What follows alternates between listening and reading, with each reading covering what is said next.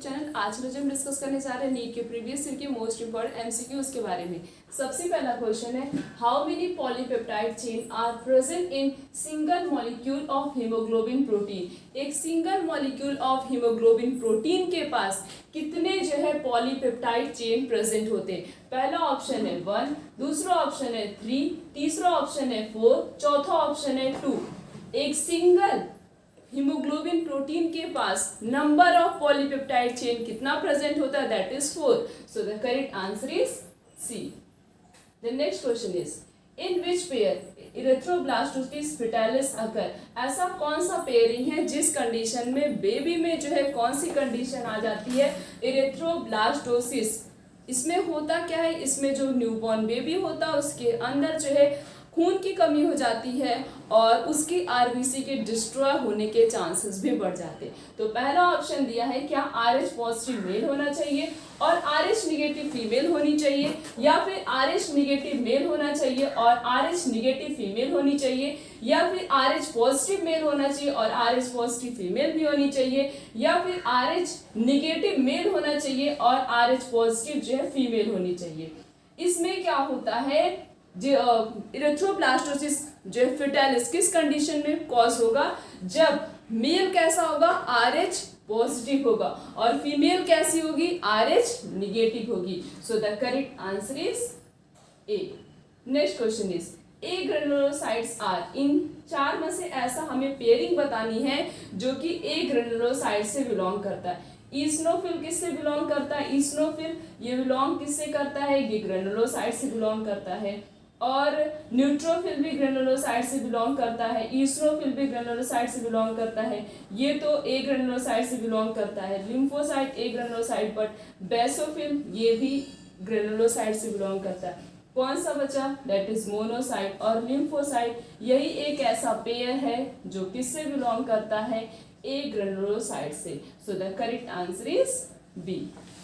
The next question is, Purkinje fibers mainly help in contraction of, means जो ये Purkinje fibers present होता है हमारे हार्ट में, वो किसके कॉन्ट्रैक्शन में हेल्प करता है। फर्स्ट ऑप्शन है क्या, राइट ऑरिकल के, या फिर लेफ्ट वेंट्रिकल के, या फिर वेंट्रिकल के, या फिर अओर्टा के। ये जो Purkinje फाइबर होता है ये राइट और लेफ्ट दोनों वेंट्रिकल में प्रेजेंट होता है और दोनों ही वेंट्रिकल के कॉन्ट्रैक्शन में हेल्प करता है, ना कि एक पर्टिकुलर वेंट्रिकल के कॉन्ट्रैक्शन में हेल्प करता है। Purkinje फाइबर जो है दोनों वेंट्रिकल के कॉन्ट्रैक्शन में हेल्प करता है, मीन्स राइट और लेफ्ट दोनों में हेल्प करता है।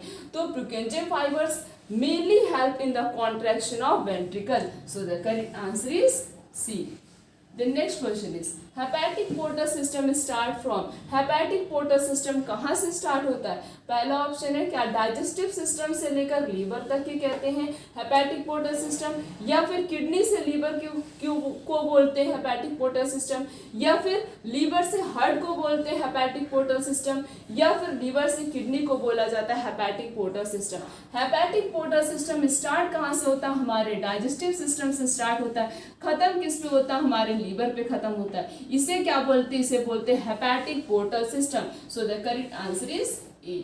The next question is, coronary heart disease is due to. ये जो हमारे हार्ट में कोरोनरी डिजीज होती है ये किसकी वजह से होती है, इसमें होता क्या है।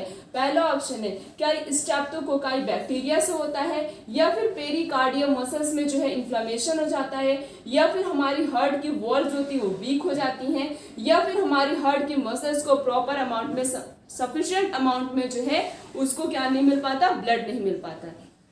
कोरोनरी हार्ट डिजीज में क्या होता है, इस डिजीज में insufficient blood supply to the heart muscle, means heart की मसल को प्रॉपरली ब्लड नहीं मिल पाता है, प्रॉपरली ब्लड का सर्कुलेशन नहीं हो पाता, उसे बोला जाता है coronary heart disease. So the correct answer is D. The next question is, name the blood cell whose reduction in number can cause clotting disorder. उस ब्लड सेल का नाम बताओ जिसके नंबर अगर बॉडी में डिक्रीज हो जाए तो क्या होगा, क्लॉटिंग होने लगती है, क्लॉटिंग डिसऑर्डर डिजीज होने लगी, due leading to excessive loss of blood from the body. हमारी बॉडी से बहुत ही ज्यादा ब्लड लॉस होता है, तो हमें उस ब्लड सेल का नाम बताना है जिसके नंबर अगर डिक्रीज हो जाएंगे हमारे बॉडी में तो उसकी वजह से क्या होगा, उसकी वजह से बहुत ज्यादा ब्लीडिंग होगी। पहला ऑप्शन दिया क्या, न्यूट्रोफिल की वजह से। न्यूट्रोफिल तो हेल्प करता है जब कोई पैथोजन हमारी बॉडी में एंटर करता है उसको वो डिस्ट्रॉय करता है। बचा क्या, थ्रोम्बोसाइट। थ्रोम्बोसाइट्स को क्या बोला जाता है, प्लेटलेट्स। और इरेथ्रोसाइट को क्या बोलते हैं, आरबीसी। आरबीसी तो सर्कुलेशन में करता है। डब्ल्यूबीसी क्या करता है, WBC soldier of the body की तरह एक्ट करता है, मीन्स जब कोई भी पैथोजन बॉडी में एंटर करता है वो उससे फाइट करता है। बचा क्या हमारा, प्लेटलेट्स बचा। प्लेटलेट्स अगर इसके नंबर बॉडी में डिक्रीज हो जाएंगे तब क्या होगा, अगर हमें थोड़ी सी भी चोट लग गई तो काफी देर तक क्या होती है, ब्लीडिंग होती है। तो एक्सेसिव लॉस किसकी वजह से होता है, किसकी रिडक्शन की वजह से होता है, that is thrombocyte which is also known as platelets. So the correct answer is B.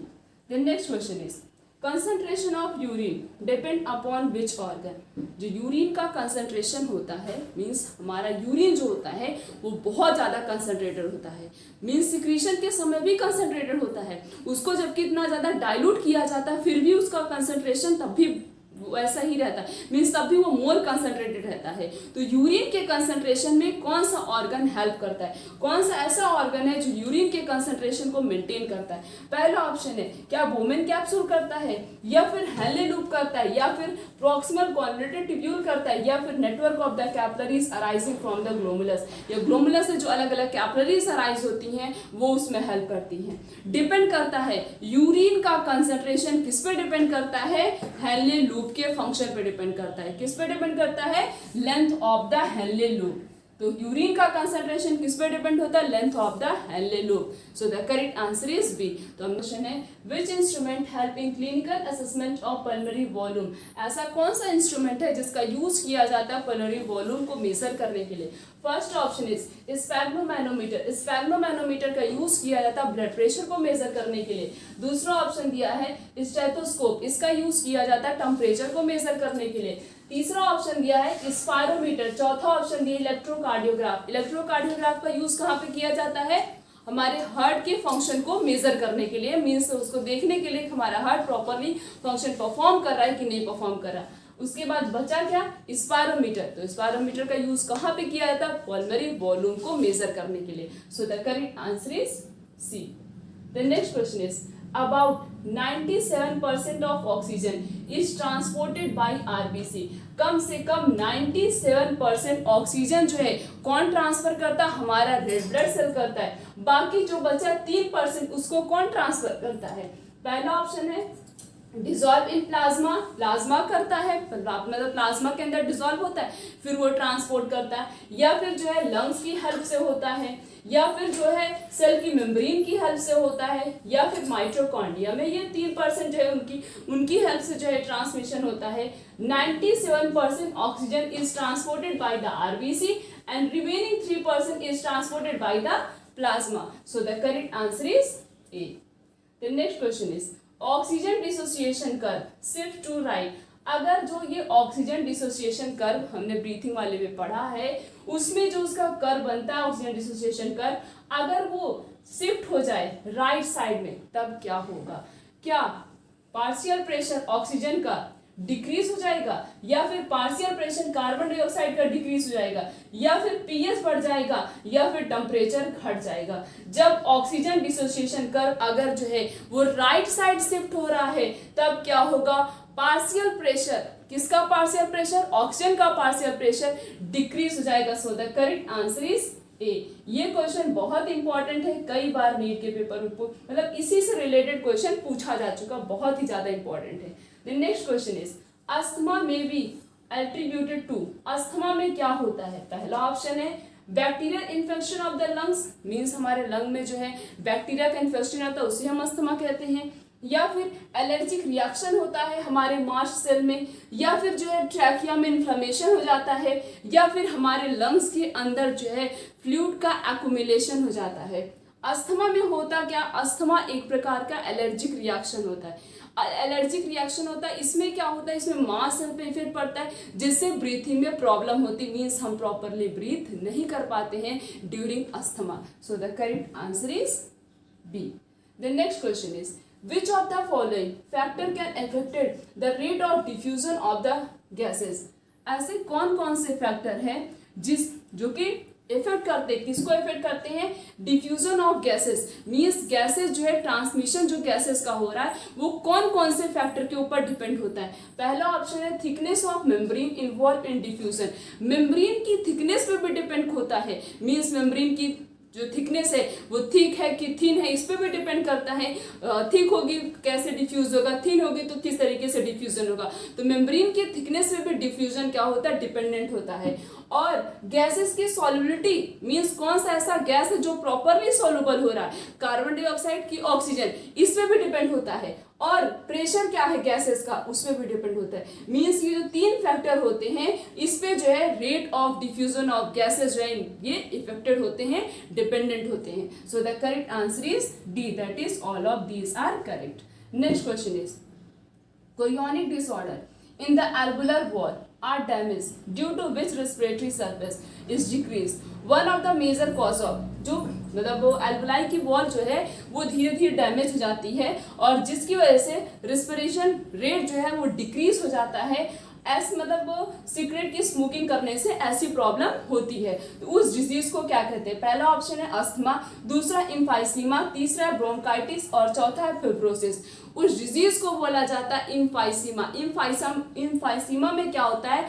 Alveoli की जो वॉल होती है वो डैमेज हो जाती है। जब एल्वुलाई की वॉल डैमेज हो जाती है सिगरेट की स्मोकिंग करने से तो इससे क्या होता है? जो रिस्पिरेशन रेट है वो भी डिक्रीज हो जाता है। So the correct answer is B.